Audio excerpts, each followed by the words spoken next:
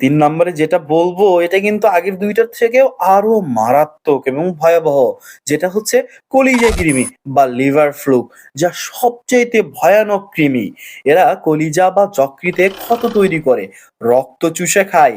এই কৃমির কারণে গরু রক্ত স্বল্পতায় ভোগে, গরুর দুর্বলতা বেড়ে যায়।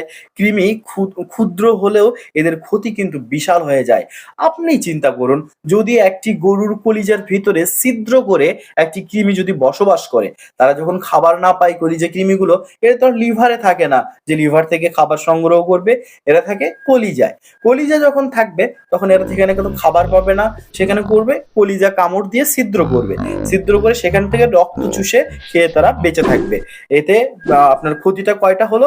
এক হচ্ছে আপনার রক্ত শূন্যতা দেখা দিচ্ছে গরুর ভিতরে, দুর্বল হয়ে পড়ছে।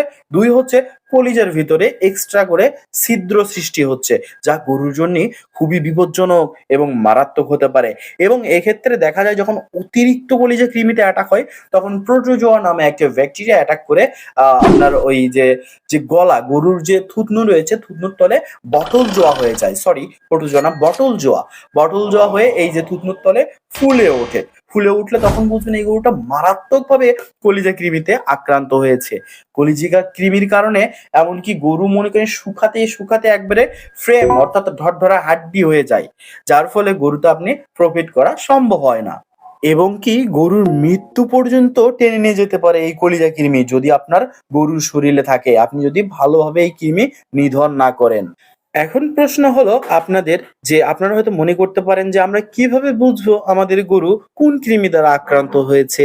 এর কিছু সাধারণ